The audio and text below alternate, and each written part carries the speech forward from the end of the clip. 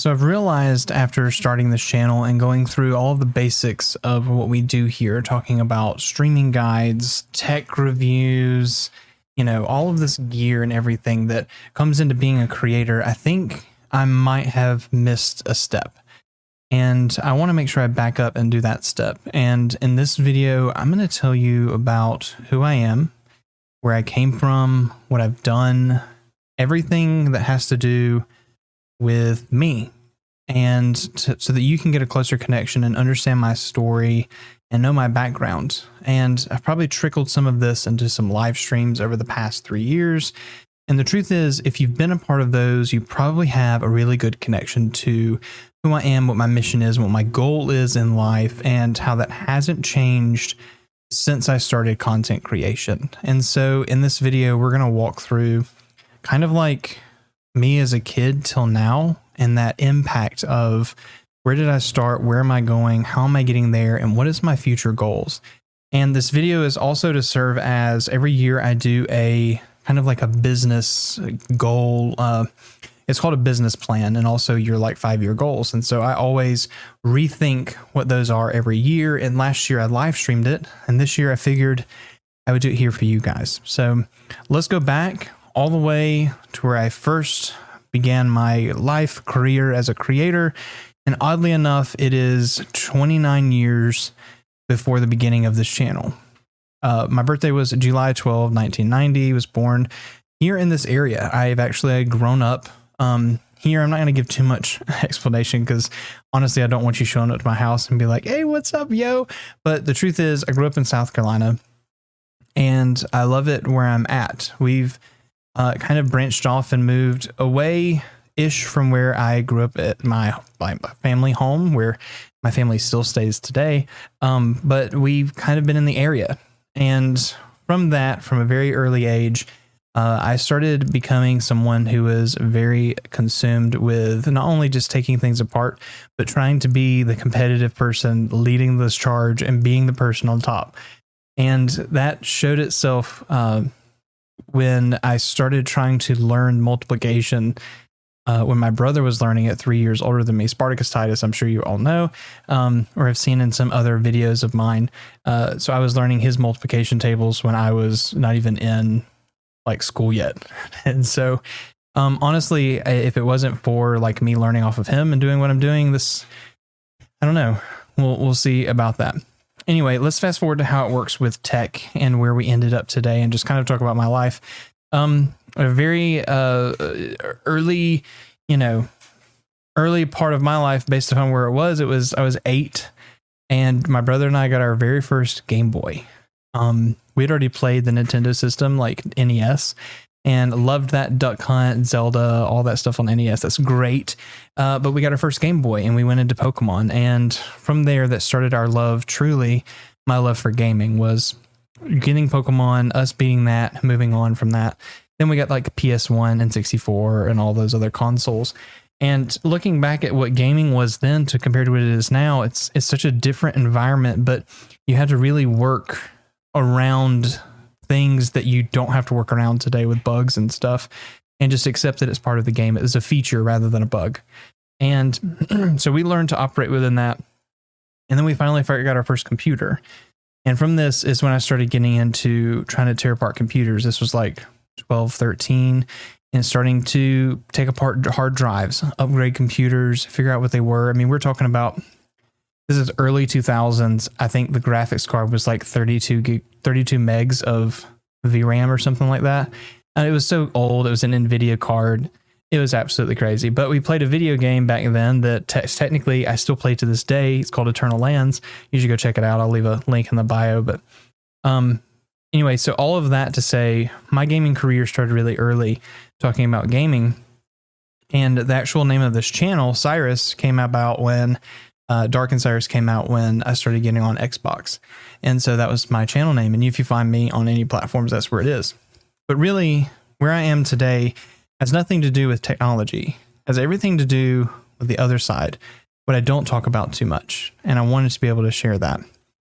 So in 5th grade, I started violin. And when I was a violin player, early on, I started kind of holding on to the skills that was there and kind of excelling and not being the best in the class, but I was doing great and doing decent. And it was recognized pretty early on. I went into 7th grade. I was in like honors and the region orchestras and stuff like that, and just doing well in music. And I had this really influential 7th grade teacher. His name is Mr. Reed. No clue where he is today. He like left after that year to be a missionary. But anyway, he basically instilled in me this thought that if you want something, you grow it. And if you want something, you go for it. And if you don't want it, then it's not worth your time. Like, don't waste your time chasing something that doesn't act like it's going to make a difference in your life. And so that was where we were doing like this thing called tap orchestra, where we would come in and play fiddle tunes. So South Carolina, we would play fiddle tunes as a group and kind of just experience making something together, whether it be a good product, a bad product, completely trash product. I mean, it was whatever was at the time what we found. And so out of that, we went into 8th grade and into 9th grade. And once I got into high school and really started trying to understand who I was, that was where that point was. Where am I going to be? Who am I going to be? Do I love music? I love technology. And at this time I was working on cars with my dad, built my first car, and all of that stuff. And, dad taught me everything about being a mechanic. But, when it comes to that, I was talking about being like an auto body person. And so, with someone who had so many options in front of him, and I was blessed in that case, just know that. And I wasn't blessed monetarily. It was just that for some reason I was just catching on to things easier. And some of you are like that and some of you aren't. You have to really work for something. And what I had was, some people would say, as a blessing, but honestly, now being 20 years later than that, it was so a curse, because it created this false sense of accomplishment, because those who worked for it had the skills ingrained in them. Those who it came to naturally, it was like this, when you finally had to work something, you had to work for something, and you felt slighted. You felt like you were owed something when truthfully you weren't owed anything. So anyway, got into high school, got into music, went through that, was doing great, AP classes. Everything looked good. I was set up for college, still didn't know what I was going for, but grades were doing okay. Junior year was probably the pivotal moment of my life. And it till today has been the most pivotal moment of my life. And I'm like stumbling over the words, because to this day, I'm still kind of understanding how this impacts everything of my life, but I know how it does. And I keep saying it, but the truth is it's she. And my wife, her name is Aston. She is absolutely amazing. Aston was a cello player in the orchestra, but it wasn't that she was just a cello player. She was talented, and everything that she did it as well. Completely different cliques. We'd been in school all together all the way through, every single grade. We were in every orchestra class. We were even in core classes together. But when it came to 11th grade, there was just something. And I could tell a huge story about how the two of us finally came to become a couple. I don't necessarily, maybe I tell this story. I guess I should tell the story. Okay. Long story short, she was dating this guy, and maybe the guy will watch the video. If you do watch the video, just know, I did all this intentional. Anyway, sorry, I beat the mic most likely. A junior year came, and Aston and I finally made a connection, and she was dating this guy at the time. They'd been together for 2 years, and I could just tell from the outside it was just not the relationship that was going to be there. And so I said, you know what? I want to be the person that's dating her. How do I get there? And I said, okay, let's create a plan, just like everything else that we've done. And so every month I increased my level of affection with her all the way up until the inevitable. I would, like, one month I was holding her hand, or actually no, one month I was like giving her a hug. And then the next month I was giving her a hug and like walking her to class with the boyfriend there, by the way. You have no idea how stressful this was, but I was committed. She was that awesome. all the way up until the last month where I was holding her hand, walking her to class, and hugging her in front of the next class in front of him. And so, long story short, they broke up. He called me, and he didn't call me. At that time, cell phones were like T9 text. Those of you youngins don't know what T9 text is, but anyway, essentially I had heard that he wanted to fight me, and we went outside, and he was like, "Come on, fight me, whatever." And I was like, fighting you doesn't mean anything. I've got the girl, so it doesn't matter what you can do to me now. It sounds so bad. I was like a home wrecker. But we were 16, so it wasn't really wrecking home. Every time I tell this story, I feel so awful. But the truth is, out of all of that, Aston and I became a couple, and we became a couple on January 3rd, 2007 at 4:01 p.m. and, or 4:10 p.m. Was it 4:01? I think it's 4:01 p.m. And, it was actually at a showing at a local movie theater where I had a ring pop and asked her to be my girlfriend, and I handed her out and asked that. It was crazy. Anyway, I kissed her on the first date too. We're just going to leave that alone. But the truth is, long story short, that moment where Aston has been that person that I fought for, she's now the person who fights for me, not in the way of like being a partner or anything, but she supports me in everything that I do. And honestly, none of this would be possible without her. And why do I say that is because she and I are obviously still together. We just passed like coming up on 11 years of marriage next week. We have a beautiful son, you know, he's just turned 4. It's crazy. And it's just honestly, all of that has just been kind of a whirlwind. But backing up to 11th grade where we first started getting together, you know, I was consumed with her. She was consumed with me. I actually quit. I was in track and field. I didn't run, obviously. I was doing field, and I quit that. That's a long story too, but there's no reason really to get into that. Just when you're disrespected, you're disrespected. So I just said I was done. And so senior year comes around. I'm trying to apply for colleges, and I apply for USC Columbia. I apply for Furman University and several others, and I had auditions. And honestly, if I'd been a little bit more, what is that, on the front of something advantageous, or if I was like on it and an early bird, I probably wouldn't have went down the path that I went down. But I did do things late because typical me fashion. I have a monitor over here I keep looking at, by the way. Typical me fashion, that's kind of how it happened. And so I had a call from a local university. It was actually North Greenville University. You can look them up. It's a Baptist college.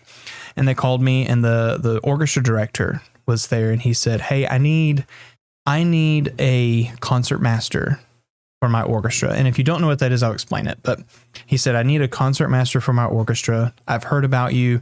Can you come and audition to see if you can get a scholarship to come to our school?" And I was like, "Oh yeah, sure. I've never heard your university, and you know, that's kind of what it is." And I was like, "You know what? Cool. Sure. When's the audition?" He was like, I feel like he called me on like a Friday or a Thursday, and the audition was like the Saturday.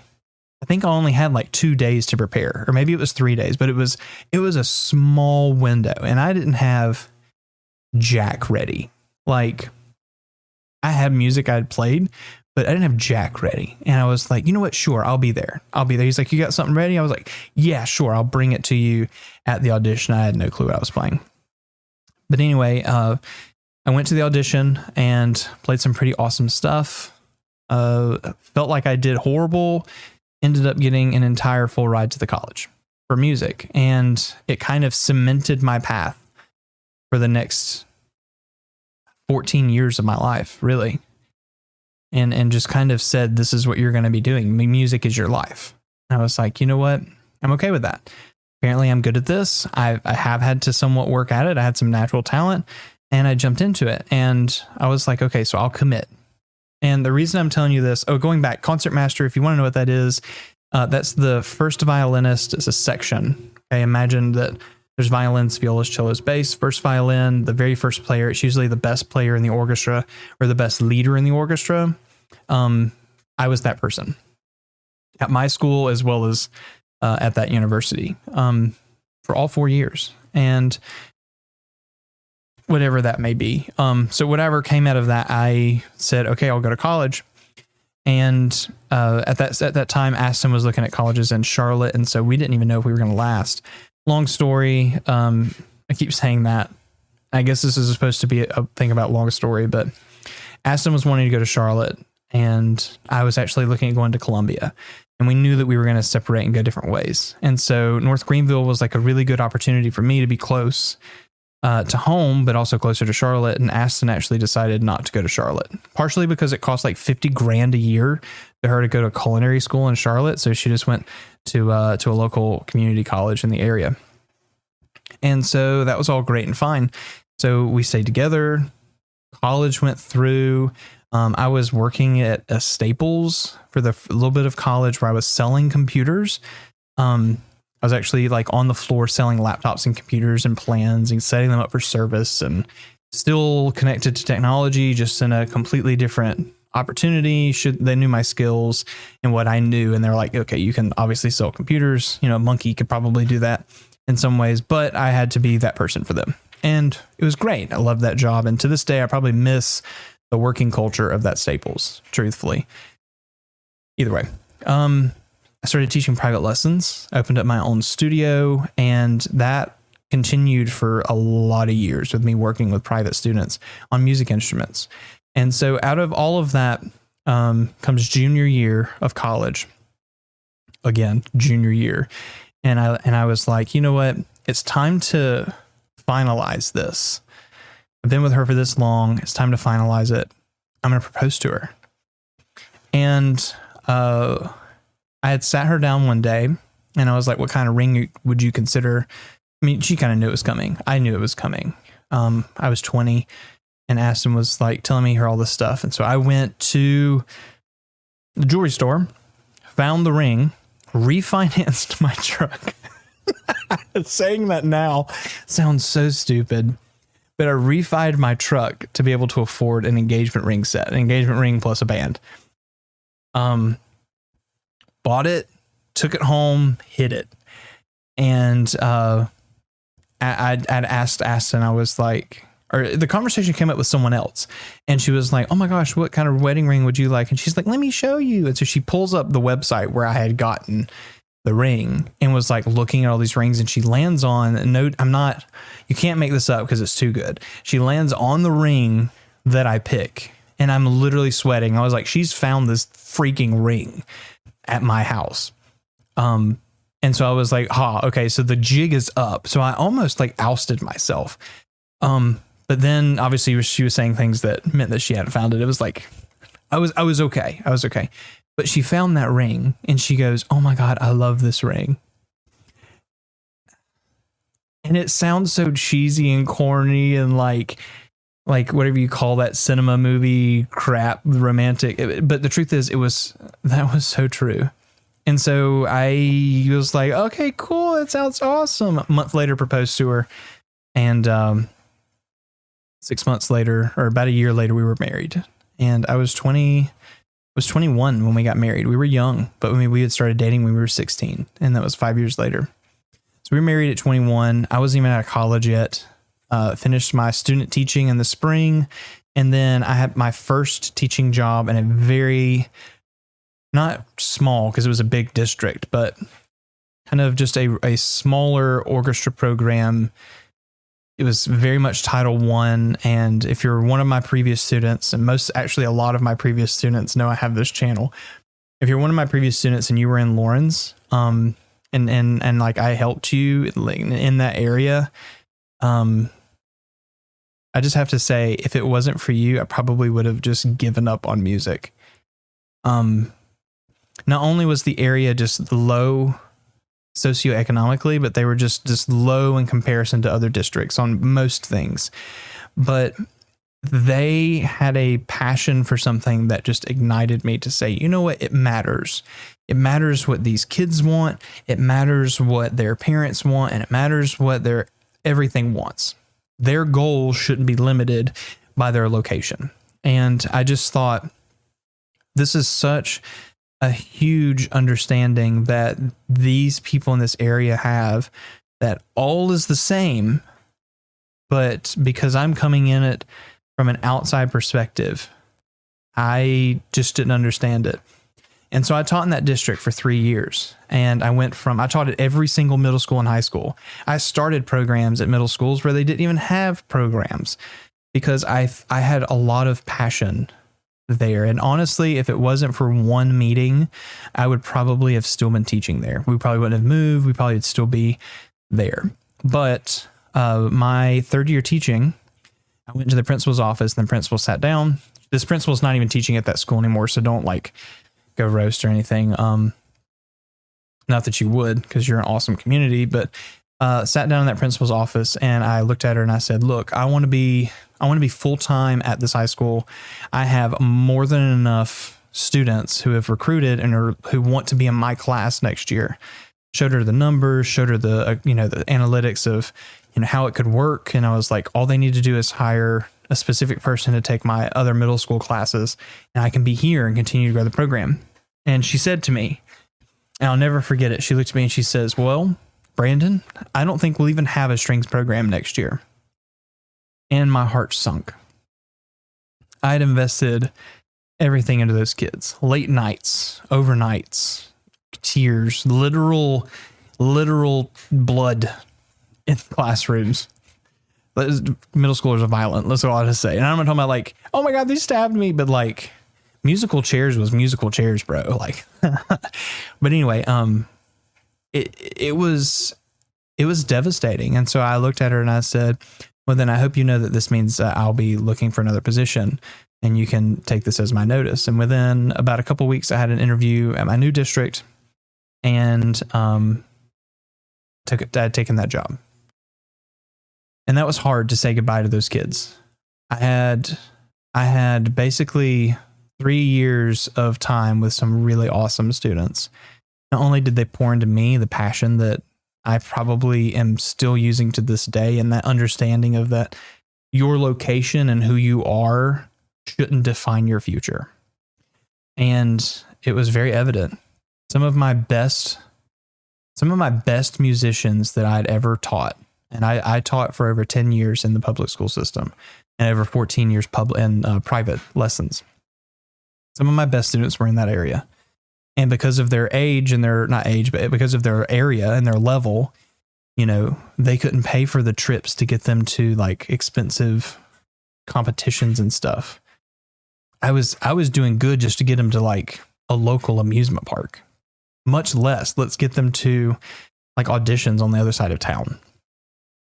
So, and so that I hated that had to be the ending of there. And the truth was the program didn't end. It actually went on.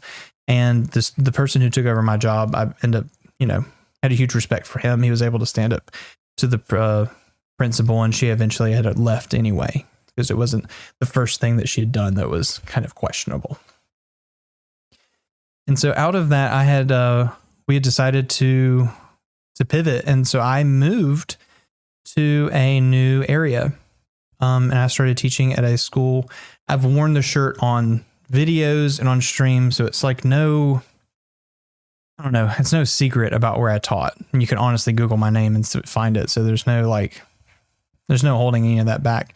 So I went to teach it in Landrum, and honestly, the next 7 years of my life in Landrum, I think helped me grow, helped me mature, helped me find who I was and what I could be as a mentor. And then also taught me that I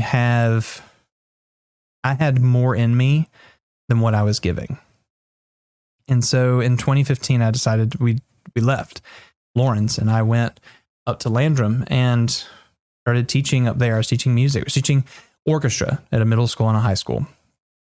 And it was a glorious time. It was in a more affluent area. I had kids going to upper performances. Felt like as the teacher, I was getting recognition for the talents that I had. And I didn't feel like this person teaching in a county that just was low, even though the passion was there. I was teaching here, these kids, some of them had everything handed to them. They didn't understand that struggle and things that I had to see every day in Lawrence, the constant drug and gun checks and the drug dogs, and that it was, if there was a fight in the building, that was the experience of a year. Like, but in Lawrence, it was like a fight every day. And so I pivoted, and it was a completely different culture shock. It was, how do I love on kids who in some way have never had to experience adversity? Whereas I was only teaching kids who only experienced adversity. And if they hadn't, that was very soon going to be in front of them. They were either shielded from it, or they were coming from an area that it would eventually hit them, if that makes sense. And so I pivoted, and we went there, and all this time, you know, let me just make sure I like slip in the gaming stuff or whatever. But I had like got an Xbox One, and now I was playing Destiny 2. That was my game all the way through this thing. Whenever it came out, that was my game, Destiny 2, all the way through Xbox One. Loved it, and that's why this channel, if you go back, I think I have them on a playlist on my channel page at the very bottom. It actually says like Destiny 2 videos. That was the birth of this channel. That's why the channel is still called my gamer tag, because that was what this channel was to start off with, was a gaming channel. So I'm burping in the microphone. It's like 8:45 at night. I even brought like a Dr. Pepper, but I figured that would make something worse. Let me burp into the mic a little bit more. Anyway. And so I started teaching there, and a couple of years in, this was a pivotal moment. Well, hold on.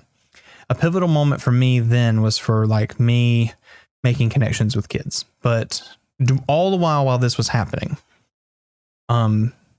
transition from Lawrence to Landrum, I had a constant, and that was actually a church that I was working at. And I've never said my like political affiliation. I've never said my like religious affiliation. I've never said any of those things publicly.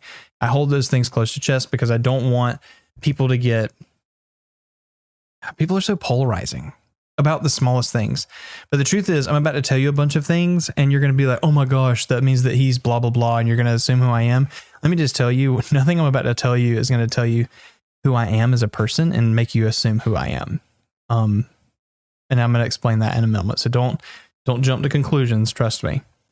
And so I was teaching at this church, and I was the associate worship person, music associate, not a pastor or anything. I was just there basically because I knew music, I could conduct, and I could lead an orchestra and a choir if I had to, while the music pastor could take care of all the other stuff. And so every Wednesday I would lead an orchestra rehearsal and then also a praise band. And we're not talking about a small church. We're talking about in the area. It was one of the largest churches, like 2,000 people plus members on Sunday. We had 100+ person choir.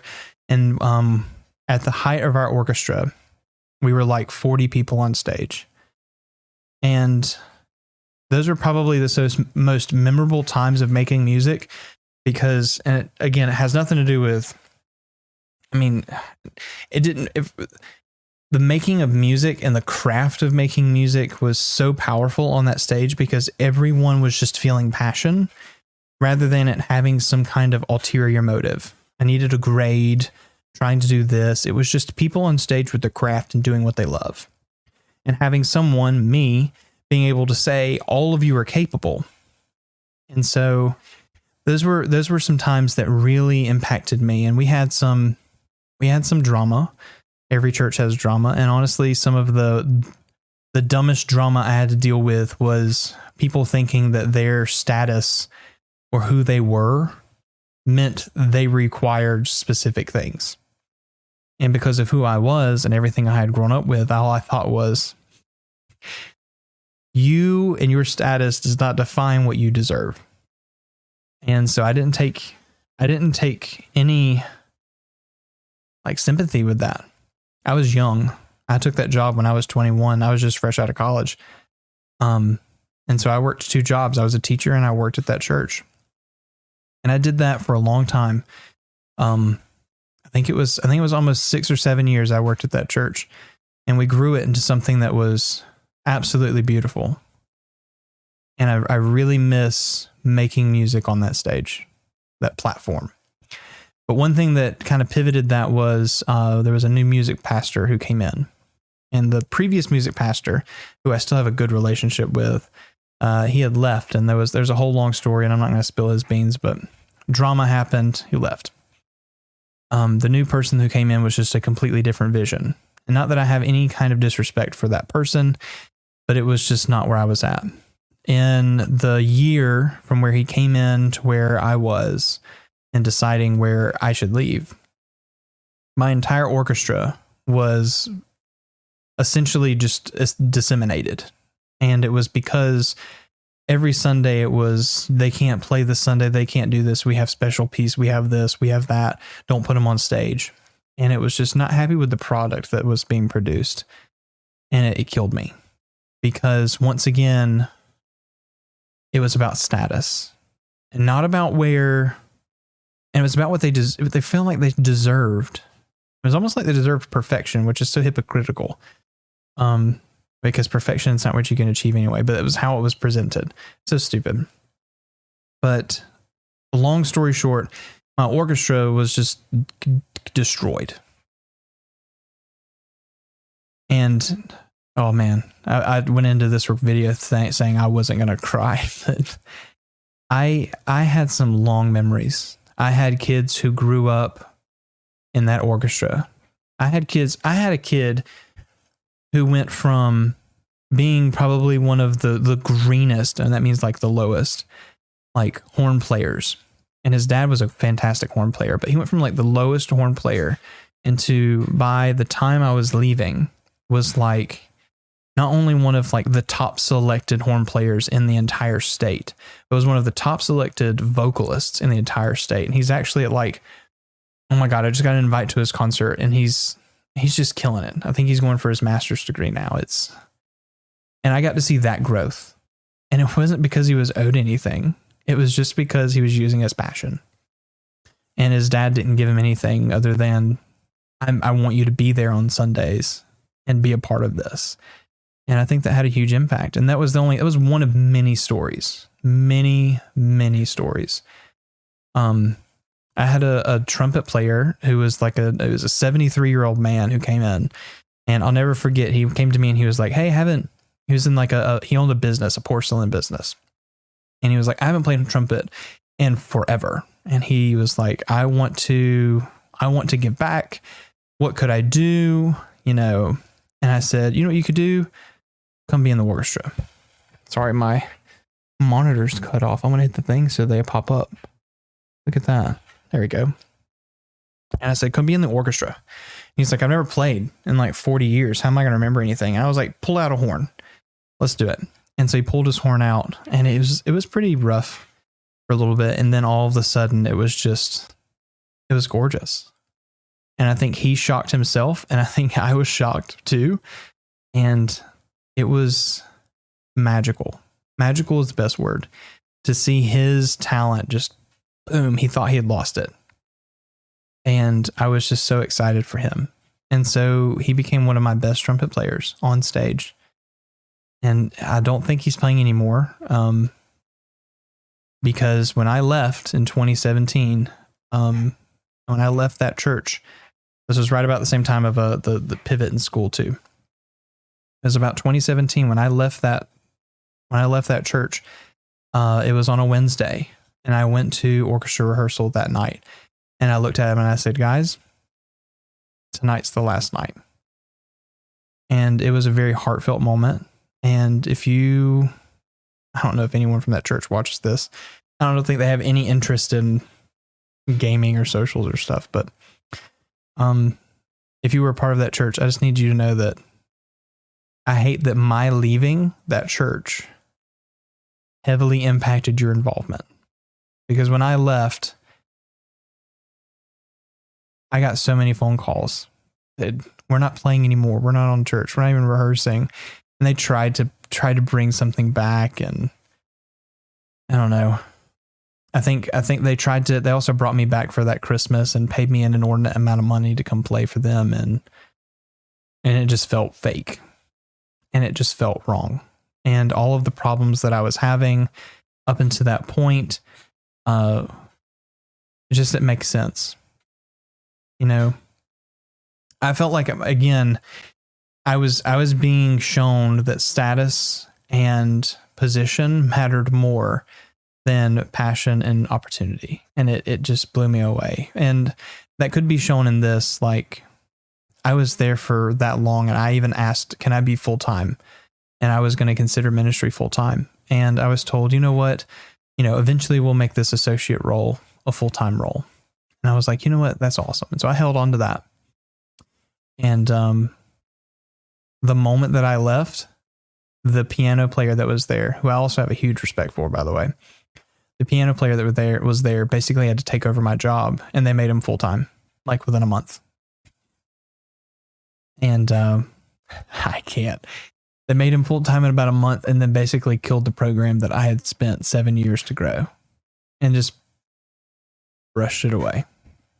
Now, the people who were like the praise team members who were on stage every Sunday, they got to continue to play and get the recognition. But these like horn players, yeah, they never saw the platform in a way like they were seeing it.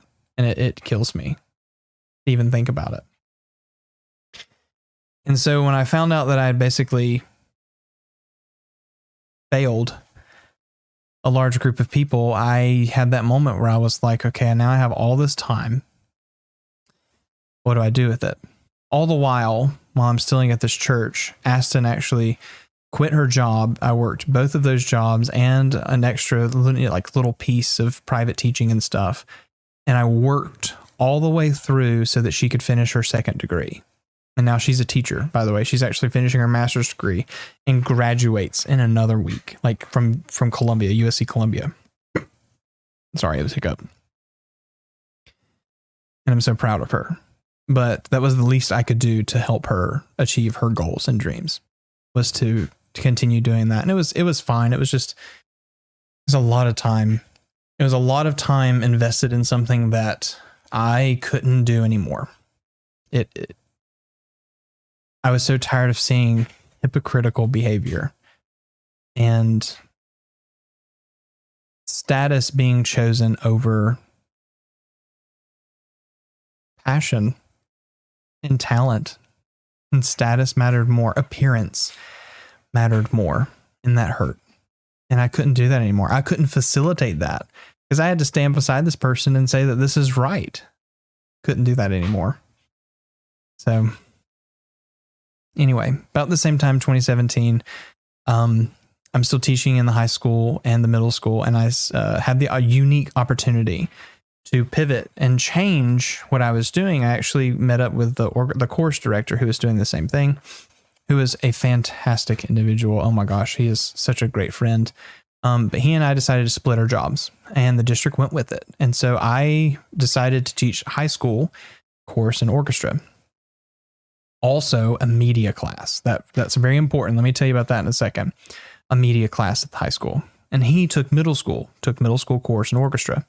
He was actually a band guy, made chorus, and now teaching strings. And then kind of foreshadowing to the future, he actually fell in love with strings, and he actually replaced my job that I left this spring. And so I have a huge respect for him. But anyway, out of that, let's talk about what that really means for what we're talking about right now.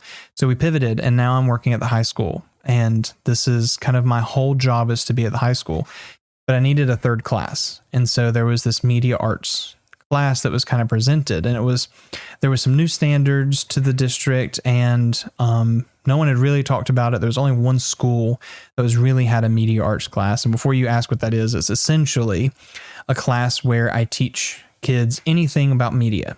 You could basically develop a curriculum about anything and call it media arts.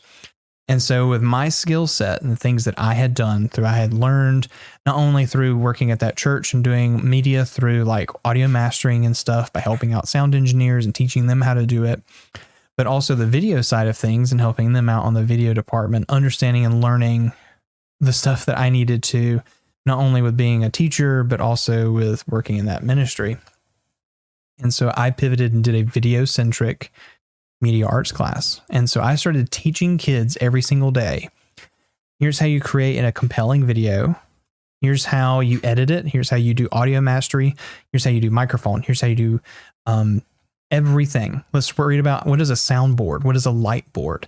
How do you set up a stage, direct boxes, set up for performances, live events? How do you mix? And it was very much like a inch thick, mile wide curriculum that covered everything to give them like a touch of the world. And then if they enjoyed it, they could jump into that as a passion.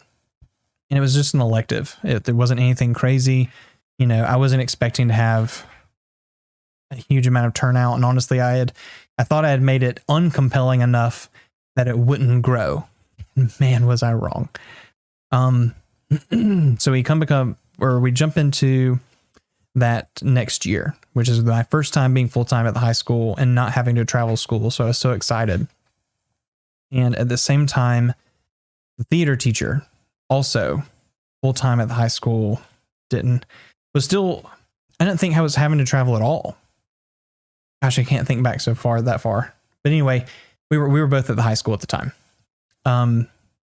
So we actually met up very early on in the semester. I think actually before the semester started, and she came up to me and she said, "Hey, I want to do a musical in this semester, which is the fall."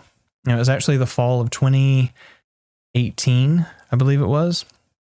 She said, "I want to do a musical this fall. Can you do music for it?" And I'd just gotten out of worship stuff. My evenings were open. And I had realized to myself that, yeah, I should.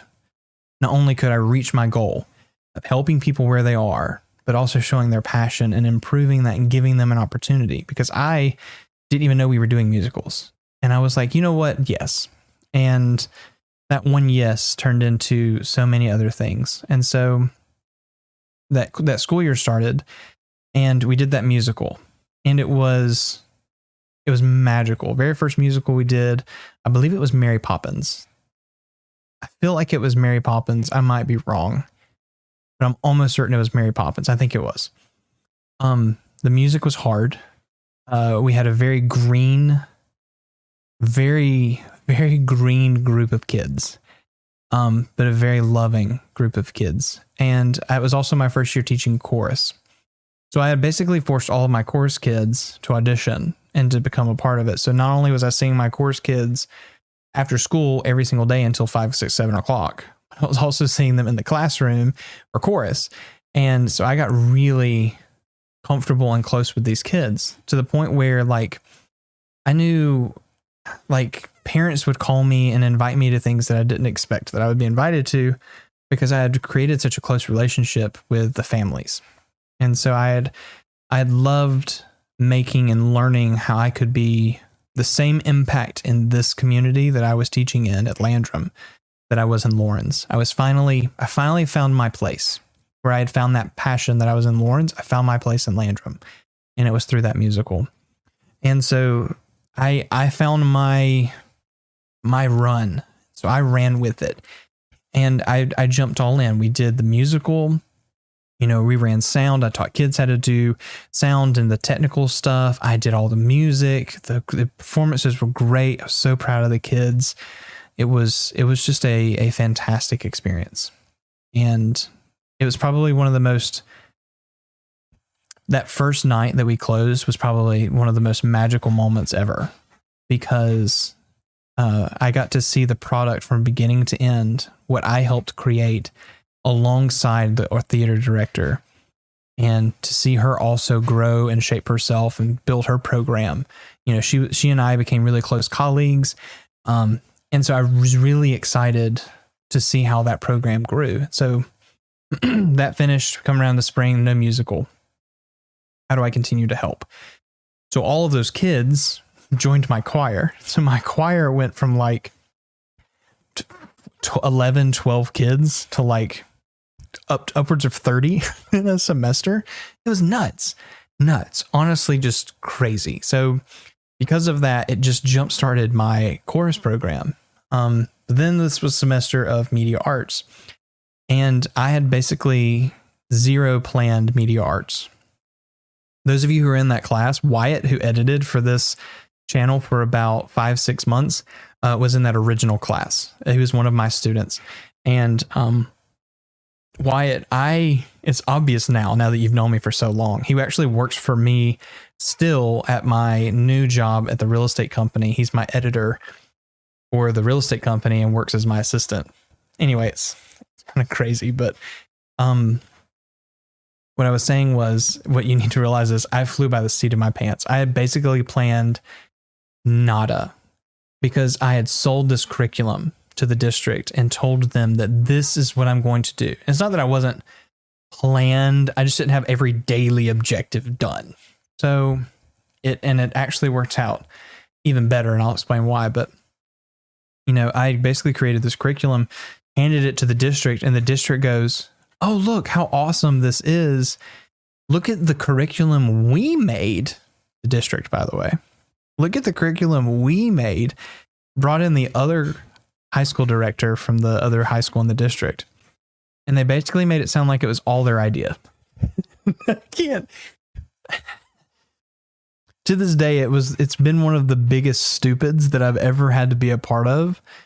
But when I had to sit in that meeting and basically say nothing to them, saying that all of my ideas was the district's ideas and also this other director's ideas, I've never sat back and just waited long enough. And oh my God, that was the dumbest thing, because I had to watch people lie for their status again, because they felt like it was necessary, that they were going to be the people that made that decision. And because they made that decision, it should be their baby to love. I can't. I just can't. And so I let it slide, because I knew when it came around to having that class, they would ask me questions and I wouldn't help them. And I didn't. Oh man, I'm such an ass. But yeah, so that class started. It was like 15, 20 kids. Seniors all the way to freshmen. None of them knew what they were getting into. Half of them got thrown into the class because they didn't sign up for their schedules. So a large majority of the kids in that room didn't want to be in that room. But by the end of that semester, I can't speak for every kid because I just can't. But by the end of that semester, that media arts class was special. It was the most open and honest forum I had ever seen. It was a group full of students who came to me, and I will say this, and I will defend it. They came to me as children and left as adults, because we had conversations that you didn't want to have. And honestly, we spent more time learning about life than we did about anything media. Now, that doesn't mean we didn't cover media, but I quickly figured out that this was now the opportunity that I could love on a brand new subset of students that was not music, that was not theater, and that I could be able to instill passion and opportunity in kids that are overlooked every single day. Because the kids who didn't sign up for their schedule or were put in that class were most of the time the kids failing other classes or the kids not performing where they should be. So their class schedules get moved around, and I'm just the happy elective that was open. And so at the end of that classroom, we all knew who each other were and where we stood. We had conversations. We had politics conversations, even though you're not supposed to, but who's going to fire me from the school district now? I don't work there. But we had politics conversations. We had conversations about perceptions of religion, and not necessarily religious conversations, but like the impact of religion on the world. And in a media aspect, how that impacts, how facts are given. And so in most of these conversations, I didn't even start. I just let them facilitate in the room. And then I kind of kept things and topics in a bottle that I knew were a line where we couldn't really cross. And so we had a few students that just would kind of challenge the status quo every day. And so we would do things like write a fake news story. And kids would push it right to the line, but we were comfortable enough to ask, like, is this too far? And so at the end of that classroom, we had an assignment. They had a 10-minute video that they had to create, completely educational, completely original, couldn't use anything else. And that was a true level playing field of ability, passion, and opportunity, which was huge for me. Status didn't make you a better content creator. Your money didn't make you a better content creator, because they all had equal level playing fields. They all had to edit on my machines, do it in my room. I was the constant. And from that, it made things, it removed a lot of stigma and just leveled things out for people. And so this was huge. And at the end of that semester, I was like, okay, cool. No one wants to take this class again, because technically a few kids failed because they didn't turn in their final project, et cetera, right? I was so wrong. The next year comes around. I went from 1 media class to 3 media classes. And it was because they had to literally start turning kids away. And it started encroaching on my other classes. My other classes, orchestra and chorus, were losing numbers because they wanted to be in this media class. Why? Not because the media content was good, because we were just talking about like how to edit a video in WeVideo and how to do audio in Audacity or GarageBand. It wasn't anything revolutionizing. The kids already knew what it was. I knew that they already knew the concepts mostly, but I used it as a vehicle to make them start being passionate about something. So I made them lock onto a subject early on. Like, you're a golf player, you love golf. Do you want to be a golf player when you grow up? Cool. All your content's going to be golf. And so they were able to figure out, is this a passion that I love? And most of the time, what I saw really, by the end of the semester, kids would change project titles, because you had to basically choose your final project title and like a whole preview at the beginning of the semester. And they would want to shift it about halfway through, because they realized that they weren't really that passionate about it. And so I think I really created an opportunity for kids to learn who they were quickly. Anyway, 3 classes. Started killing my other programs. This became a problem. We'll get into that in a minute. But out of all of that, we started doing other musicals. You know, I helped with straight plays like Radium Girls. We did was fantastic.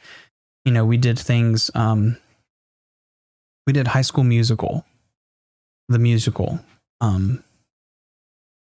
so many things. Oh my gosh. The musicals like were a way that I got to really connect with some students. And my chorus class, now that I've opened up in media arts and in the theater, my music classes started becoming those open kind of opportunities to have good discussion. We still did music, but this was time where my classroom became the safe place for a lot of kids in that building. And so most of the kids joined my classes not because that they were talented or wanted to be there. They just knew that I was going to give them the honest opinion of who they were, tell them the truth, but also protect them in the best ways that I knew how. And that was to be there for them and give them an ear to talk. My room became a safe place. And for more than just music and discussions, but I started again recognizing a problem. And in that community, this is going back to that conversation earlier where I said you don't need to assume somebody's like feelings and emotions and drive and who they are as a person and political affiliation and religious affiliation just because of the things that they're a part of. Because very much what I'm about to tell you is probably going to be the most defining piece of figuring out who I am and where I stand. So it's about this time COVID was about to hit. This is like 2018, 2019, that year. Okay. And throughout all of this, we can go through the COVID stuff, and that's a whole nother beast. But, you know, this was also the year where a lot of things shifted, because the year that comes up is the year that defined the start of this channel and where we are today. And a lot of things occurred that year. A lot of very heartfelt, broken things occurred that year that really make me upset. But I digress. What became up of that year, this is the year before COVID. So COVID was 2019. This is coming into that year coming in. I might have said the wrong year earlier. It was probably 2016, 2017. I don't know. But anyway, this next year is the year that defines it. So this is like fall 2017. This is after Mary Poppins and all of that. I get to the spring and I recognize in my media arts class, there are a bunch of kids who are gamers who literally found me on Xbox. I've teased my gamer tag at this point, and a bunch of these kids found me and they're like, oh my God, so-and-so's gamer tag, Brandon's gamer tag, but I was Mr. Leonard to them, is blah, blah, blah, blah, blah. And so it got spread around the school, and all of my previous kids, plus kids I've never taught, started following me on social media and also following me on Xbox. And I never followed any of them back initially because I was like, I don't want to cross this barrier. I don't want to play with my kids. And it wasn't anything like the school district said you shouldn't. They didn't care. I'd actually asked permission. And so I was like, what should I do with this? How can I impact this? I have so many kids interested in me because I'm a gamer. How can I pivot on this? And so one of my kids came up to me and said, you know what the school needs? An esports program. And I was like, esports program? And I thought about that and I was like, how do you create an esports program? There wasn't an esports program in our entire state. And I'm not joking. South Carolina didn't have a single esports program in the public schools. None. Not one. Or I said, how do I start an esports program? I had no one to call, had no background. So I started doing research, and I got a bunch of these students who were very interested in it. It was maybe like 10 people, and we got them all into like a small community. We made a Discord at that time, and I had never done Discord ever. Now, granted, I was an Xbox player. I'd never had no reason to do Discord, but I did Discord. And so I jumped in and we started doing like these little off tournaments on CSGO and Rocket League and Rainbow Six and just things I was just hosting this stuff. I wasn't streaming or anything like that. It was just like local recordings and stuff. And I think I still have all of that archived to where you can see all of that. But anyway, some of those tournaments are on this channel and are still, I don't think they're live. They're unlisted. You can go find them. I think they're linked on the channel.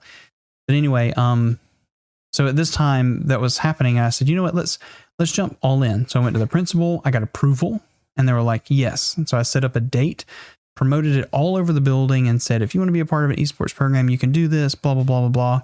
And I made rules, very specific rules and a handbook, and got it approved by everyone, literally everyone, because I didn't want to step on toes.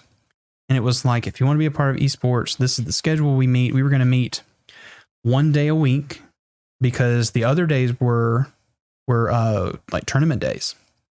We didn't have any equipment on campus. I couldn't do that because we couldn't connect to the internet.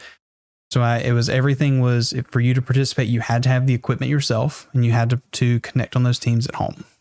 And so every game was at 5:00 and every day had different games. So, and you could be a part of different categories. And so we did the HSEL, which is the High School Esports League. I think they're called something else now, but we did the High School Esports League. We met on Mondays. We did character building, team building, and connection. That was my goal, was to make sure we broke down barriers, talk about proper sports etiquette, and to try to make it a learning experience. And so I had my kickoff meeting. This was on it was like a Thursday afternoon, and I intentionally put it on a game night for kids so that one of the rules was that if you were a part of a sport, you couldn't be a part of the esports program because I didn't want to pull you from an active sport. And that was because I used to be an athlete. I didn't want to do that to coaches. I felt like that was wrong. And there were 600 kids in my school. Okay.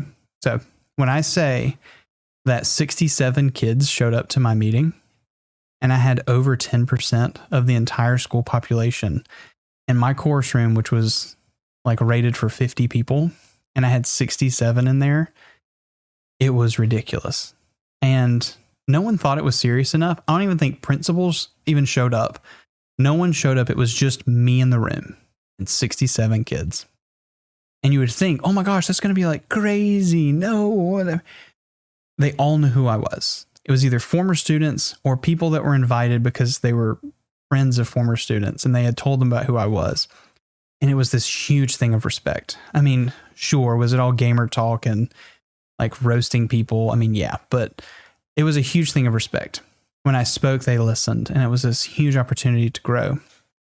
And so looking at all these kids, I told them, here's the requirements, here's what you're doing. And then I later found out that I think a couple of teams had to forfeit playing that night because their star players were in my room for esports league meeting.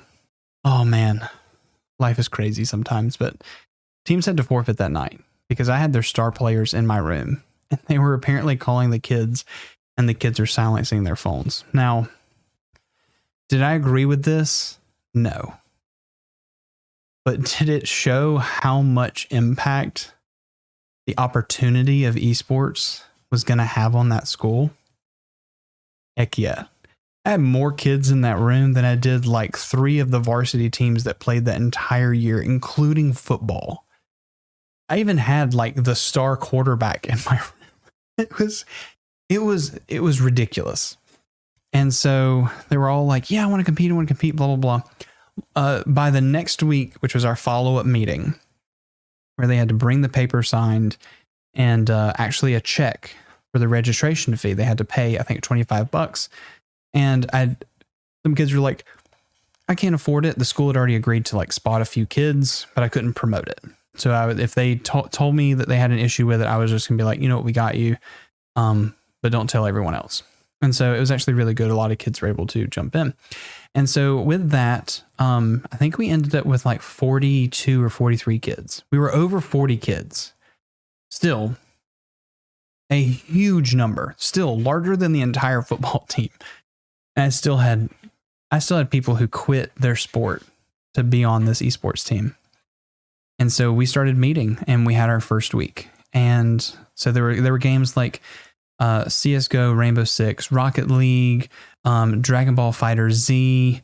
It was just every kind of game you could choose from. You could jump in, Super Smash Brothers, and you competed. You basically connected with someone around the world. You both recorded your match, recorded your entries. You went on to the next round. And so I made this huge standings thing, printed out the names of the teams and whoever they were, and put it outside my door. And every week I would mark the wins and the losses, and we were doing good. Like we were going to make it.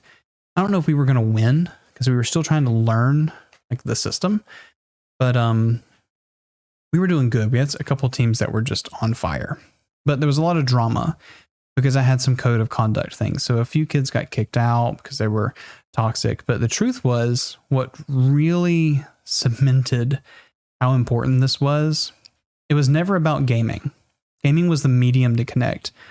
But I was taking kids who were failing, literally failing classes, to bring their grade up to a C, which was my requirement, just like an athlete was in the building. They brought up their grade to a C to compete. And if their grade wasn't a C, I benched them. And if they didn't have enough players, they forfeited. And so it was crazy seeing these kids who normally would fail going for help and even coming to me for like, can you help me with your algebra? Like I was good with math, but bro, I haven't been in school for algebra in years. Like go to your teacher. And so these teachers would email me and be like, my worst students are becoming my most attentive students. And it was mind blowing for the school. Honestly, it was like the coaches and the PE staff and all of those people hated me. Academics loved it because their kids were working.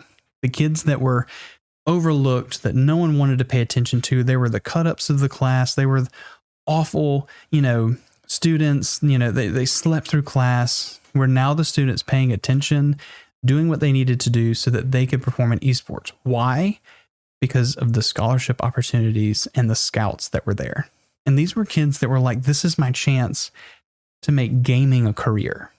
And if we got into like the finals and stuff, scouts from colleges would be there to offer scholarships. And I pitched this, and it was great. We were 6 weeks in. We were on week 6, and I get a call. I think it was about an hour before the end of school.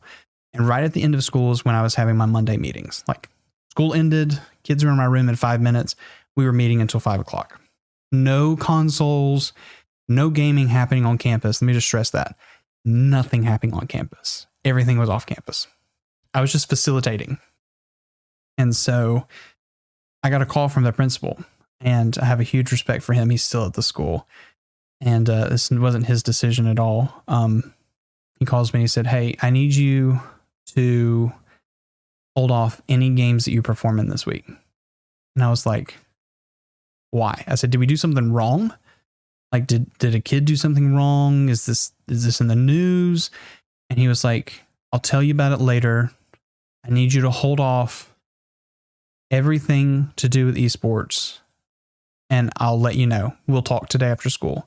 And he asked me, he said, when do you meet? I said, today. And he said, cancel that meeting. Schedule it for a later date. I need to meet with you. And I was like, okay, so who did I make mad? Who did I piss off, really? I hate to say it, but what athletic program did I piss off? Because I did have star players on the esports team. I guess I should have seen it coming, but so I go to meet with them, and the conversation is, we've been asked by the district to let me hit the space bar. It said, we've been asked by the district office to stop esports. And I asked that was exactly how he said it, and I was like, why? And before I even let him finish the why, I told him everything about it. I'm helping kids that no one pays attention to. I'm bringing their grades up. I'm giving them scholarship opportunities when they most likely would have ended up at lower tier paying jobs and not even going to college or even pursuing some kind of career path. Not that that's a bad thing, those of you who didn't. I'm just, as a teacher, you want the best for your kids, and I wanted to give them opportunity. And I said, I'm giving them an opportunity with this. And also, background for this, the principal, his son, was going to be a part of the esports program the next year. And he was already asking me about what esports computer he should buy for his kid. Like, that's how supportive he was. And so he was like, it came from the district office, has something to do with being a club, and we can't go through with it. And I was like, okay. He said, all I can tell you is, let's talk about it tomorrow. Let me get some more information. But for now, hold off on everything, be calm about it, and figure out a way to tell your team to be relaxed and chill until I can get you more information. Yeah, that went over like a flipping dead horse. Like, how am I supposed to tell a group of 43 kids, hey, we're not meeting today, and every one of your games that you've practiced for and scrimmaged all weekend in VCs with me, you can't perform in this week, you have to forfeit them all. You be in my shoes when I had to tell 43 kids, hey, your passion that you've been working on, by the way, we're going to put a pause on it. And so the next day I went and met with him. And I said, you better tell me you got good news. Tell me it's a misunderstanding. This is what I've had to deal with for the last 24 hours. Not even 24 hours, like 12 hours. I was up till like 3 a.m. in voice chats with kids. Kids crying because they knew it was coming. I knew it was coming. And they didn't care. They didn't care. Not one bit. Not a single bit. And so he told me it was a district office decision that they can't get behind video gaming. That it's the optics. That was literally the word. The optics of video gaming. We can't get behind that. And the decision was basically that I couldn't become a full-fledged club, that being a club, you had to be approved by the district office. And that even though I had done all of the approvals that I was told that I had to do, that didn't matter.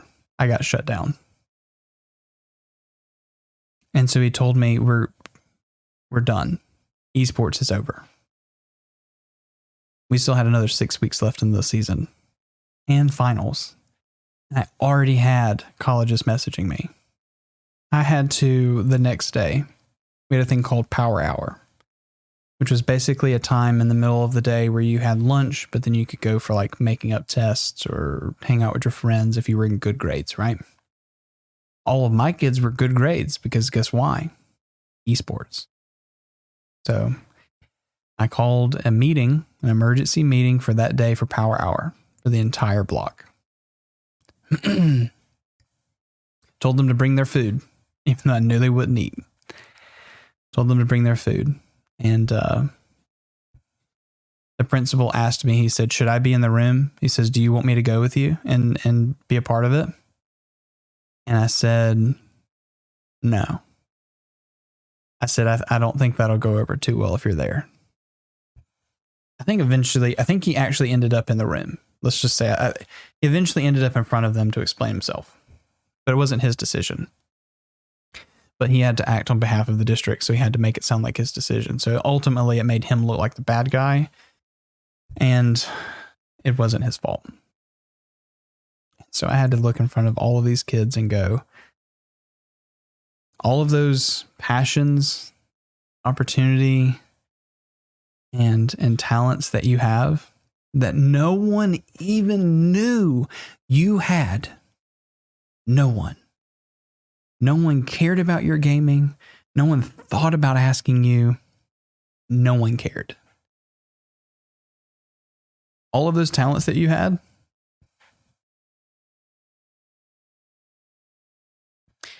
they're meaningless to the district. So because of that, we're going to cut this program. And we expect you to continue performing at the level that you've been currently performing at. Grade-wise, everything. And so I have a room full of teenagers who have a passion, who just got crapped on. And I couldn't do anything about it. And it killed me. It ruptured me. I didn't know how I could, I didn't even teach for like 3 days. I told chorus and orchestra that they're doing sectionals, and I just sat in my office and I just thought, what can I do? Because I've just realized that I was the problem. I facilitated the problem. I created an issue. I gave them hope, yanked it away. I was such an idiot. Or at least I thought I was. And I had kids come up to me like, bro, you didn't do anything wrong. You know, if it wasn't for you, we wouldn't even be in this position to have this problem. We would still be failing all of our classes and not realizing that we could do so much better with our grades. And the truth is, a lot of the kids who were doing good academically went back to their original ways. And the kids who were already doing great academically, they were never phased. And it went back to that. If you have status and all of that, you gained the acceptance. And so out of that, I was like, you know what? I can't do this. And so I said, you know what? We're going to like bump them. Let's do it ourselves. And so we did. Created a Discord, we created an esports Discord. I brought all the kids in who stuck around. It was like 20 something kids. And we did tournaments. We did like weekly tournaments that they trained for. And there was no like cash exchanged or prizes. It was merely just the opportunity to just perform. And it was for them really to practice. And then I told them about opportunities to get on freelance teams and to find other places. And those people ultimately became the beginning of this channel. They were my moderators, community Discord leaders. Those were the people who started the path of me learning that I had a passion about creating content through media arts, because apparently I could inspire people, to the fact that this year we went from 3 media classes to 4 media classes. And by the end of it, I think there was 5 media classes happening, not to mention an upper level media arts class that I had to teach with some of my top students. One of them being Wyatt. I keep bringing him up, but like, this is how much of a connection he and I have. You know, we did a thing where I was doing YouTube, and we would all upload to YouTube weekly and keep the exact same schedule and talk about our videos and script our videos and talk about how to make them better and how to improve. And it was just this huge content creation piece. And I knew that I was making a difference. Like, I found my place. And so when I made this channel, I made it on the platform of gaming, because I was like, here's how I can connect with people. That's like the way I can connect with these people. If they want to be whatever, I can connect with them on gaming. So I used education in gaming. I did like shooting tutorials and guides for like guns and which roles you should get and what is this better. And I did that for a year and quickly figured out that I sucked at it. Everyone was so nice. Man, your videos are so good. And I streamed and I uploaded videos. There was probably 120 videos on my channel in a year between streams and actual edited down video. And I learned so much in that year. And then it became summer right after COVID. This was like June. COVID was March, beginning of COVID. And then June happened and I was like, you know what, I'm done. And I covered this in a video recently. You can go to hear that whole story, but I basically said, I'm done. I'm going to make a video that answers some of the solutions before I go on vacation or try to attempt to have a vacation through COVID, which didn't happen because of COVID. And I made a streaming tutorial about Voicemeeter. And then I made one about a capture card, and I just threw them up there, just have them up and like, oh, let's just, you know, whatever. And then 4 months later, I was monetized on YouTube.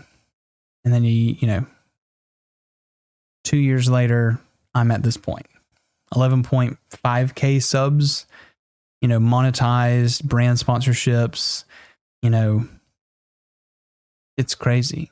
And amongst all that time, I'm still doing musicals. I'm still doing like, this is all on top of the same thing. So I was never like, let's go to our 8 to 5 and go home and be a happy little. No, I was working all the time, literally all the time, like morning to night, 1 a.m., 2 a.m., go to sleep for 4 or 5 hours, start it all back over, all while having a kid, by the way. And that was part of it. I'd made sure that I had time that was me spending time with my son. And when he went to sleep, my wife and I knew that that was going to be what it was. Aston would work on what she needed to work on, and then I would do content. And we understand, we have a very strong relationship. So we know where we stand.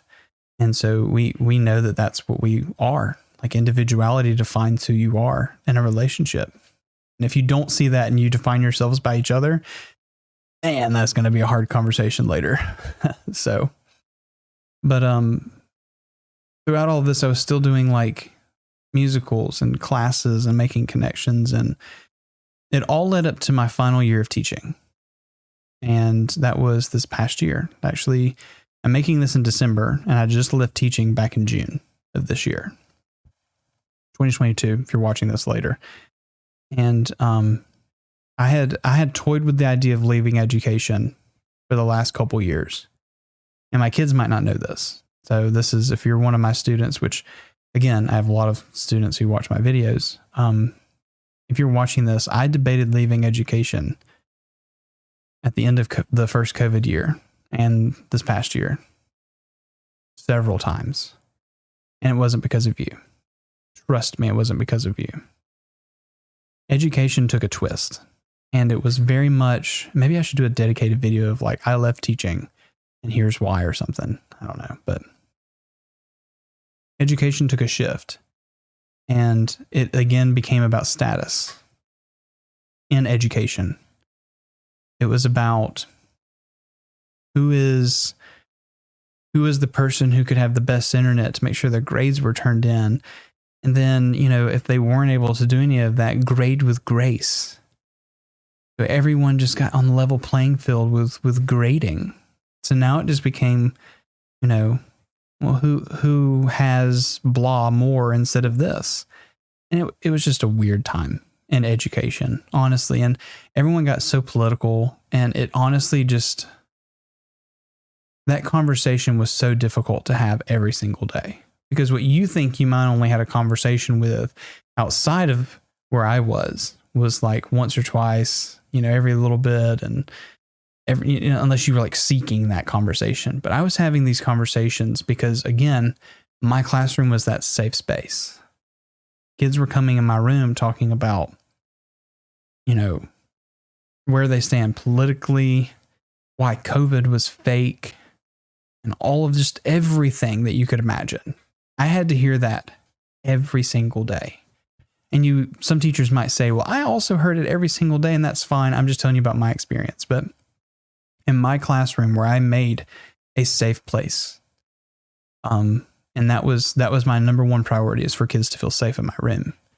I heard it constantly, and it became very taxing because the people who felt like they won the arguments were the people who defined their status based upon their belief.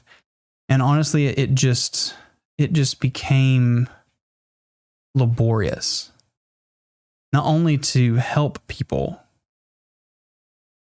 but to be there every moment. And I'm not saying that it was taxing because I was of the job I was in. I'm saying that people took a change on how they viewed, you know, accountability, or all the things we talked about earlier, like ability, passion. All those things became so easy because they could just not have to worry about it. Everyone's grading with grace. Why would it matter? And then TikTok came around, and a lot of very controversial things started happening, and it became a very difficult thing to watch. And so let me preface this. This is kind of tying into that point of don't define who someone is. It was about this time that I started seeing a big push in the school system for something I just didn't agree with. And now I'd always been a supporter, and I'd always been a person that was an ally and someone who helped and created a safe place for these group of people that felt like they didn't have a place. And so it started to become extremely disgusting this past year. We started the school year, and it's not going to be graphic, but some of you might not like what I'm about to say. And I personally don't care if you do or don't like it. If you don't like the content, you unsubscribe, that's fine. That's fine. I personally don't care. But there were kids walking down the hallway, walking behind students who identified with LGBTQ. Maybe not even like publicly have stated it. Maybe not even showing or appearing that they are a part of the community. But kids walking down the hallway and actively barking at them as they walked up the hallway. Like, how humiliating. I want you just to imagine that you're walking anywhere that's in public amongst your peers, and you have a group, and I'm not talking about like one or two problem students. I'm talking about a group of kids consistently barking at you because you identify differently than what they feel is right and true. Kids started skipping school. Kids started not showing up. Kids started failing because, once again, no one cared. And it was about status and who you were in that room, and not about ability or passion, opportunity, nothing. It disgusted me, and nothing was being done. And it was awful. And so, as someone who is a part of musicals every single year, you know, I was around this culture consistently, and I'm very much an ally and a supporter of these students and also of the community, because you can be who you want to be. Who cares? Like, who cares? And if they care, they don't matter to you. Who cares? And why? We can get to a whole discussion, but it's idiotic to think. I just can't. I'm not. I'm gonna get hot. I'm gonna get hot. But the truth is, when it comes to these kids, I saw pain and I saw suffering, and no one was doing anything about it. So you know what happened? I went up to the principal. I sat down in his office, the exact same principal that nixed esports. And I sat down in his office and I said, "This is unbearable and disgusting and horrific and unbecoming of a school of our stature. I can't believe this is still a problem.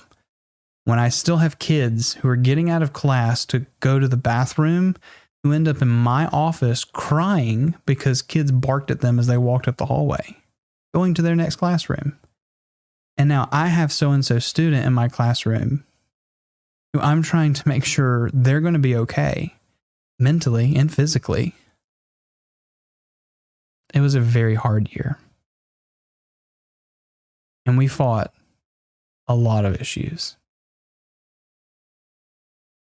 And we were very much, and when I say we, there was like a very small group of teachers, like me and the theater teacher and a couple of other teachers in the building were, you know, allies and supporters. And it was awful. And to see some of the teachers in the building who just didn't care that their students are literally being bullied and humiliated in front of them, in the hallways, in front of the teachers, and they did nothing. It was disgusting. And when I asked about opportunities to solve the problem, let's create a GSTA. If you want to go research that, do that. Let's create a GSTA. Let's create an opportunity and an environment of safe individuals in this building and desensitize the terminology that they're weaponizing. And I think by that point, after I got approval months later, after I finally got approval for it, I was so done. I was drained. And the kids that we were so close to who surrounded themselves around the teachers who loved on them,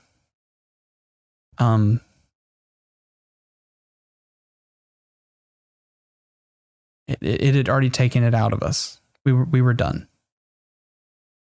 And so it was exhausting, because all we would do was attempt to help, and it was just smashed into a wall. Now this isn't a jab at like that principal, who also was very much someone who was trying to solve the problems in his school and was fighting red tape and everything. So like, love him. And he was trying to fight his own battles. So, I mean, that was disgusting, and that was too much. And the problem was I was spending more time in my classroom doing content that had nothing to do with the content I was supposed to be doing. Because as I had created was a safe space for kids, I spent more time teaching kids about answering kids' questions, not teaching them, because that's the truth. I was never going in with the expectation of teaching them these things. I would have the plan, start teaching the plan, and we still had concerts and projects and all that stuff. So don't get me wrong here. We still did curriculum, but like it was to the point where class was automated, but the conversations that were had were so deep in most cases because I never led them. Like the kids would bring them up and then they would have them amongst the room. And then, I just became this facilitator. And I couldn't help them. I was being handicapped in helping them now. And I knew that if I stayed, I would still find happiness and joy and I would love these kids and I would still be able to do it. And still to this day, like I'm going to their chorus concert on Monday. But, I'm still going to support and love them and still message several of the kids, about musical stuff. Like, I don't know if I'll be able to turn that off just yet or ever. But when it comes to like, it was just hatred, pure hatred. And I just couldn't stand for it. And it seemed like every moment that I had to just take a step forward and try to be that defining person for them and find a central piece. Like GSTA was supposed to be the esports for that group, supposed to be the musical for this other group of kids, supposed to be orchestra for this group in Lawrence. Like when I started creating each of these opportunities for people, it just, once again, I felt held back and being able to be a beacon of light for kids. And it hurt me. And so what did I do? I very quickly started saying, this is my last year. And so the conversation was quickly had and then immediately discussed as a no. Is my content full-time ready? Can I work with you guys every single day? And the truth is no. Like I could break down money. And if I told you like exactly how much I made from this channel, you would be like, man, that sounds so awesome. But I mean, when you have a wife and a kid and a mortgage and 2 cars and stuff like that, like that's the numbers nowhere close. But I've shown you my YouTube analytics, but that's not all the money between brand sponsorships and other gigs and stuff. So one day I'll be a little bit more transparent with that. But I want to make sure I don't breach contract by saying it. So let's just say I'm close. Here's how you can figure it out. I'm close to making each year what a first year teacher would make in their first year teaching as a bachelor's degree teacher. You can go research that. And that would be in the South Carolina area. That's close to what I'm making in content right now. But that's nowhere near enough to support my family. And so it was that spring and I was like, what am I going to do? Do I pivot and go be a teacher in another district? Or do I try something else? I've already done this teaching thing and it's great and I love it. And I love being able to make an impact on kids. What else could I do? Well, I have this huge skill set that I've grown for the last 3 years with you guys. What can I do with that? So I started researching and I landed on things like, creative director and and then jumping into something like marketing. And I was like, but do I have the skills to do that? And so I was like, okay, I'll take a couple courses. So I did like a Google Ads course and did a couple stuff. And I was like, you know what? I think this makes sense. And so out of a whim, this is, totally happenstance. I was sitting and applying to Indeed jobs almost every single day, like 30 or so applications a day. And those of you who say like, I apply every day, let me just tell you, I had a bachelor's degree, half of a master's degree done, 10 years of education experience and specialized instructional stuff. Still applied for weeks, 30 plus applications a day. I don't want to hear that you know, I applied once a day and haven't found a job. So stupid. Anyway, out of the blue, I get a phone call, and or no, I get an email from this person, and it was like, "Hey, saw your application. Can you come in for an interview like tomorrow?" It was quick, like crazy quick. And I was like, yeah, I'm a teacher. Can we do 4:00? Sure. See you then. I didn't even know what job I was applying to. I didn't even know which application it was. But the truth was, when I went back and looked, it was for a marketing job. One that I had actually thought was amazing just because A, it was close to home. B, it was doing the things that I wanted to do, which was being a content creator. And then C, it was making sure that I had the ability to scale within that. And I was like, yo, this looks great. And so I met with her, and the interview went fantastic. And I don't think I could have done that interview. I don't think I could have done that interview any better than I did. Truthfully. Oh no, the monitor went off. I don't think I could have done it better. And so she was awesome, met the staff, and we came to a decision. This was like in April. Like I wasn't available until June. I was still under contract, and I could have broke my contract, but I had too much invested in my students. I wouldn't have stayed. It's hard to say what I'm about to say, but I wouldn't have stayed in education for those last 2 months because of education. I stayed because of my kids. And I say that, you might say, well, you mean your kids? Like they're not your kids. I spent more time with them than most of their parents spent each week. Like I very much, some of them, I saw them more than their parents. So yes, I felt very much a paternal connection to them, whether they wanted to or not. You know, I wasn't like overbearing or anything, but like the point of like, I saw them grow up.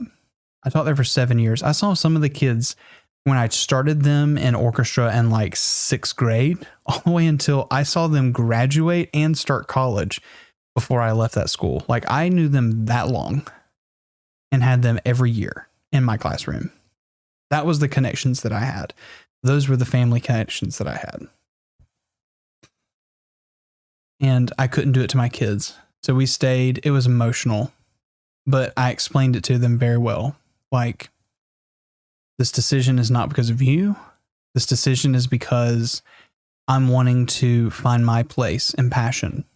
And I have a unique opportunity to do that through content, working for a company, doing content and doing something that I feel like I can grow into. And I said, this is an opportunity of a lifetime. My license never expires. Well, it expires, but I can always renew my teaching license and come back to education. But this opportunity might not come again. And through a lot of tears from me as well as the kids, you know, we were on good terms. And I think they resonated with I had an opportunity. And it was almost every person that I talked to about this, it was very much like, we wouldn't have the opportunities that we have without you. So why would we ever be upset about taking away an opportunity that you have? And that killed me. It does to this day. I still get messages from kids talking about their new teachers and stuff, and being supportive and how awesome they are. And I'm so proud of them. And I've got a kid it hurts me because I saw her face when I said it, and I can still see her face crying. You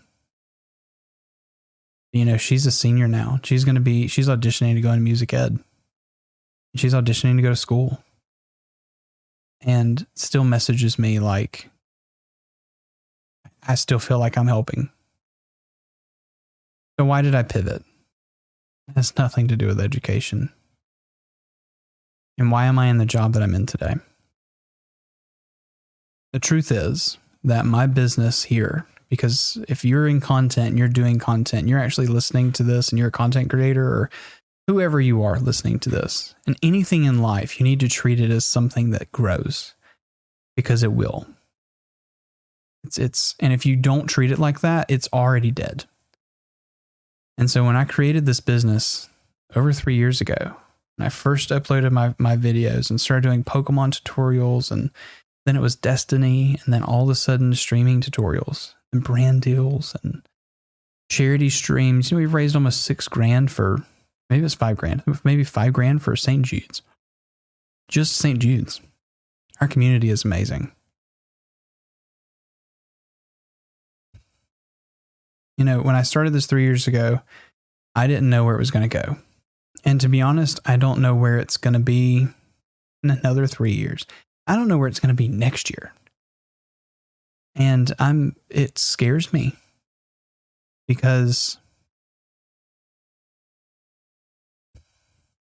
I know there might be a day where this career that I've created for myself, I didn't go to school for content creation or for streaming or anything. It was just another one of those. I found a way to help people. And I still help people on my forums, on YouTube comments. I still help people regardless of status. I literally make videos about budget equipment and free options for you to do these things. So when you're searching, I can try to remove as much of that status and appearance piece and put you into the ability, opportunity piece. I'm still doing that. And I think it's taken me this long to realize why I'm in this. I'm not in this to make you famous. I'm in this to help you. I'm not doing, I literally pulled this over because I was like, this will look great on set, but like, I have an entire upcoming series that's built around this test bench. And some of you might be like, but it's not a streaming tutorial. Well, it kind of is. But like, I've been planning this for months. This whole setup couldn't be possible without you. It's nuts. And so this is an opportunity for me to give back and to do what I need to do, and to be able to say that you are successful in who you are, and that if you want it, you can get it. Just like my 7th grade orchestra teacher told me, you want it, go for it. You don't want it, people don't think you want it, and just stop. It's as simple as that. And so I live that. I don't stay up till it's 10 o'clock. I don't know how long we've been talking, like an hour. I don't stay up till 1 a.m., 2 a.m. Some nights I'm gaming. Let's just be honest. I'm still a gamer, but like most nights, recording videos, editing videos, doing all of that. I don't stay up most nights doing that. And just because sometimes it's not fun. Like, I don't want to stay up editing videos all night. But let's just be honest. Like, I have a vision and I have a future, and I want this. I really want this that bad. One day, and as of right now, I'm technically a full-time content creator. I work for a real estate company and I create content for them. I do all of their socials, and we work on Google Ads and promote that company. That's my job right now. Like, I sit in a room and dream up content and look at analytics. That's what I do. I'm a full-time content creator now. I do it for somebody else. And I know that one day this income and what we do here will overtake what I do there. And that will be that time that we have that hard conversation again. Maybe we'll get there. I don't know. So, present day, looking back to where it all began, getting first Game Boy, playing an instrument, figuring out that I can help people with instruments, finding my wife, having our son, marrying, going through a lot of heartache. You know, nothing was easy. There was a lot of roadblocks, and honestly, we could make this an even like 30-minute more video, but things like, you know, my wife and I had 2 miscarriages, and you know, that was a hard place to be in.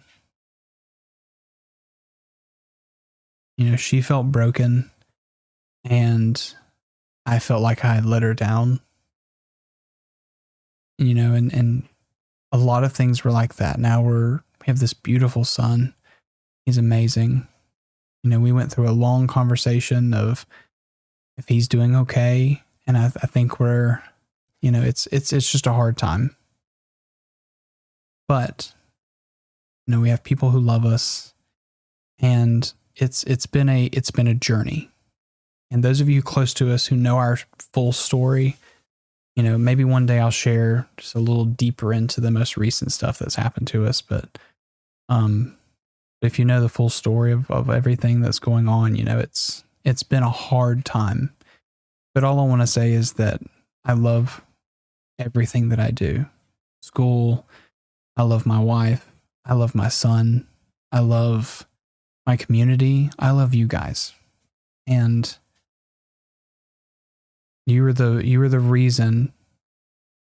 Everything I just mentioned is the reason why I get up and do what I do, and I stay up late. You know, one day Hudson will game with me, and one day Hudson will stream with me. We'll have some fun, and he already has a knack for it. If you've never seen him on video, he literally grabs the microphone and just talks into it, and he's just so awesome. But looking 3 years down the road, where do I want to be? I'll tell you where I wish I would be. And wishes are kind of hard to say, but 3 years down the road, I would love to finally be full-time content for this channel. If not this channel, for other projects that I'm looking at. You know, we were going to start up a second channel this year. And we kind of did. You know, it's a streaming channel, and it went nowhere because I got inconsistent with streaming. And partially because those of you who might be wondering to that, you know, I don't stream as much anymore because my life is upside down almost every day. I never even know if I can stream. And when I do, I'm always having something else happen in the stream that just kind of feel like I lose momentum. So I just don't stream as much anymore. But the truth is I got really busy really quick between contract videos and sponsorship videos. I feel like I'm losing that connection, and maybe this video is me trying to make that connection with you again. So I'm not sure how this video is going to turn out. I literally just sat down, hit record, and just started talking into this microphone. I don't know what that means. Hopefully I edit this down, record it, and send it up. But if you've made it this far, an hour into this video, if you've made it this far, I have one piece of advice that I have lived by, and I've had to live by, that has never failed me, that I've had to continue doing. Better done than perfect. I know that sounds like anticlimactic, but whatever you're doing, it's better that it be done than perfect. Because if you chase perfection, you will never finish. Because perfection is unachievable. And if you're always looking for perfection, you will always find a flaw. Because as someone who has literally, I built my first car and it like half blew up, you know? I thought it was perfect and then it died. I built this huge career as an educator only to find out that I was getting capped on how I could help kids. And now I'm hitting a roadblock with this channel, what I feel. And my Discord community is nowhere near as active as it used to be. You know, my views are lower, but still good. Not that views define anything, but my engagement on videos are not as big. And I feel like I'm hitting a wall. And that's not me saying anything about quitting. I'm saying that I think it's time for me to really consider that piece where, you know, thinking back to where I almost quit this channel that one time and I pivoted and I tried something that I was passionate about that I was doing that could really help out. And that's why I put this here. I want to try something on this channel alongside what I'm normally doing, but I want to try something that I'm passionate about right now and that I find a lot of joy in. And now that I have some skill in it, I want to be able to show it with you and have that conversation. So what is that? This is a test bench. You haven't figured that out by now. And I've had this thing built for about a month, but it's been in the works for a few months. On this test bench, I want to do everything you could possibly imagine that would impact gaming streaming performance. Things like underclocking the CPU to as low as possible to overclocking it, lowering the RAM to as low as possible to overclocking it, and throwing on a bunch of graphics cards that I've kind of stockpiled as the used market's kind of getting really good for graphics cards, and showing you that